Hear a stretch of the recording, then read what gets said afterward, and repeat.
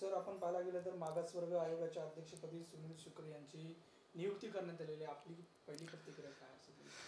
अत्यंत जड अंतकरणाने मला आपल्या माध्यमातून हिंदुस्थानला, महाराष्ट्राला, सन्माननीय महाराष्ट्राच्या राज्यपाल महोदयांना आणि सन्माननीय मुख्यमंत्र्यांना मला विनंती करायची आहे की आज ज्या प्रकारे माजी न्यायमूर्ती सुनील शुक्रे यांची आपण नियुक्ती केलेली आहे त्या नियुक्तीवर माझा आक्षेप आहे. एक लक्षात घ्या की माननीय उच्च आणि सर्वोच्च न्यायालयात न्यायमूर्तींच्या नियुक्त्या किंवा निवड होत असते तेव्हा त्या गोष्टीसाठी सुद्धा कोलिजियम आहे. आपण दुसरी बाजू लक्षात घेतली पाहिजे की निवड करत असताना त्या खुर्चीवर बसलेला माणूस व्यक्ती निष्पक्षपातपणे काम करेल ही भावना असली पाहिजे. निवड समिती असावी, अर्ज मागवावेत. तसं काय झालेलं मला तरी दिसत नाही. एका बाजूला माननीय न्यायमूर्ती जे त्या आयोगाचे अध्यक्ष होते निरगुडे साहेब, त्यांनी राजीनामा दिला. अनेक सदस्यांनी राजीनामा दिला, हरकती घेतल्या. काही गोष्टी माध्यमातून आल्या, राजीनाम्यातून काही बाबी आल्या. सांगायचं तात्पर्य हे की हे वास्तव आहे की आयोग हे इंडिपेंडेंटली काम करणारी एजन्सी असली पाहिजे, यंत्रणा असली पाहिजे. परंतु कोणत्याच विद्यापीठांची शिफारस नाही. अर्ज मागवले नाही मागवले त्यांनाच माहीत. आणि आपण जर पाहिलं असेल ज्यावेळेस न्यायमूर्ती शुक्रे यांना जालन्याला गेलेलं पाहिलं, तिथे आपण कशा प्रकारे वंदनीय हात जोडून भावनेनं जरंगेंशी वार्तालाप, मराठा आरक्षणाची खात्री देताना पाहिलं.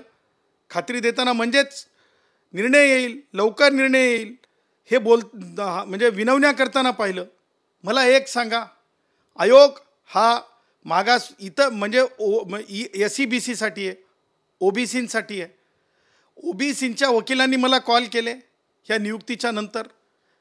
तुम्हाला सांगतो, अत्यंत शेवटचा जो माणूस आहे मसनजोगी, त्या मसनजोगी सन्माननीय समाजातील व्यक्तींनी मला कॉल केले. हो, मसनजोगी समाजातील व्यक्तींनी मला कॉल केले आणि भावना सांगितल्या की श्रीमान माजी न्यायमूर्ती शुक्रे साहेबांच्या ज्या नियुक्ती आहे तिच्यावर हरकत घेतली पाहिजे.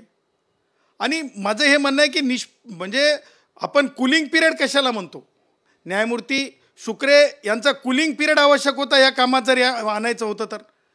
परंतु त्यापूर्वीच शुक्रेंची अशी निवड होणं, नियुक्ती होणं हे मला असं वाटतंय की आज आपण OBCसाठीचा आयोग निर्माण करायला निघालोत की आपण मराठा आयोग निर्माण करायला निघालोत की आपण मराठा आयोग निर्माण करायला निघालोत की आपण मराठा आयोग निर्माण करायला निघालोत. हे अभिप्रेत नाही आहे भारतीय संविधानाला. म्हणून अत्यंत म्हणजे गंभीर असा आक्षेप मला असं म्हणायचं आहे की न्यायमूर्ती शुक्रे यांनी चार्ज घेऊ नये अशी माझी त्यांना विनंती आहे. कारण त्यांनी चार्ज घेणं हे त्यांना विचार करायला भाग पाडणारं असेल. उद्या त्यांचा रिपोर्ट, त्यांच्या शिफारशी ह्या जरंगेंच्या त्या भेटीसोबत जोडल्या जाऊन पाहिल्या जातील. त्यामुळं मला असं म्हणायचं आहे की त्यांनी ती म्हणजे नियुक्ती स्वीकारू नये. आणि त्या पुढं जाऊन मला म्हणायचं आहे त्यांनी जर स्वीकारलीच तर लोकतांत्रिक मार्ग असेल, आमच्या भावना असतील, आर्टिकल 19मधून भारतीय संविधानाच्या राईट टू एक्सप्रेशनमधल्या, किंवा विहित मार्गाने न्यायिक पद्धतीनं आम्ही आमची बाजू मांडत राहू. ओमप्रकाश जाधवांचं सुद्धा नाव सदस्यपदी आलेलं आहे. इतक्या ठोकपणे तुम्ही विरोध करताय, काय नेमकं कारण? हो, आता शुक्रे साहेबांच्या बाबतीमध्ये तर मी तुम्हाला एक फोटो दाखवतो, त्याच्यानंतर मी जाधवांकडे येतो. आता हा फोटो बघा. हा फोटो काय सांगतो बघा.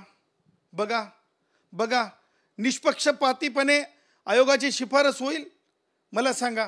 जो मराठा समाज SEBC म्हणून ठरला नव्हता, माननीय सर्वोच्च न्यायालयाने ठरवला नव्हता, त्या समाजाच्या प्रती हे व्यक्तीची कृतज्ञता भावना बघा.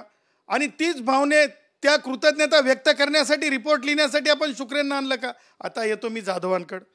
आता मला सांगा, आपल्याला अभिप्रेत काय आहे संविधानाला? सोशल सायंटिस्ट अभिप्रेत काय की तुम्ही त्या संशोधनातून काहीतरी मिळवलं पाहिजे.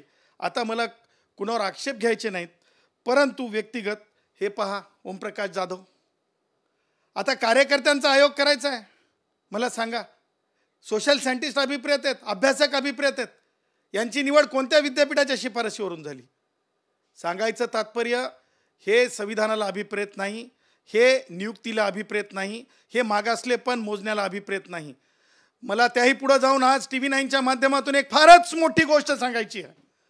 आज विधानसभेमध्ये मी पाहत असताना, मराठा आरक्षणावरली डिबेट पाहत असताना, मिनिट लक्षात घ्या, 30वा मिनिट होता त्या डिबेटचा. माजी मुख्यमंत्री अशोक चव्हाण बोलत होते.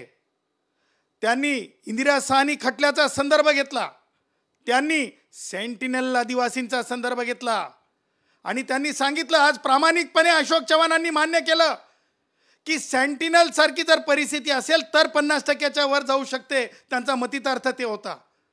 त्याला फार अँड फ्लंग म्हणलेलं असं अशोक चव्हाणांनी मान्य केलं. मग मराठा समाज त्या तशा प्रकारचा फार अँड फ्लंग आहे का 50%ची मर्यादा ओलांडण्यासाठी? विरोधातल्या माजी मुख्यमंत्री अशोक चव्हाणांनी आज दस्तूर खुद हा पुरावा देऊन टाकलेला आहे की मराठा समाज सेंटिनल आदिवासींसारखा एक्सेप्शनल सर्कमस्टन्सेसमध्ये येत नाही. अशोक चव्हाणांकडून माजी खासदार भोसले साहेबांनी सुद्धा कोल्हापूरच्या आता समजून घेतलं पाहिजे, कारण ते वारंवार फार अँड फ्लंग म्हणतात. तर फार अँड फ्लंगचं उदाहरण अत्यंत उत्तम पद्धतीने दिलेलं आहे. एकूण गोळाबेरीज जर सांगायची असेल तर जो समाजच मागास नाही, मागास आयोगासाठी मागास आयोग अभिप्रेत असणारी संस्था असताना सराटेंचा कार्यकर्ता असेल किंवा म्हणजे एक कार्यकर्ता स्वरूप एखाद्या न्यायमूर्तींनी विनंती केलेला मराठा समाजातील पूर्व इतिहास असेल तर तशा कार्यकर्ता स्वरूप आयोगाची अपेक्षा नसून संविधानिक अपेक्षा ही आहे की संविधानानुसार मराठा आयोग नाही तर SCBC साठीचा OBC आयोग, मागासवर्गीय आयोग असायला पाहिजे. आज माझं डंके की चोट पे मत आहे. सरकारने ऐकावं हे माझं डंके की चोट पे मत आहे.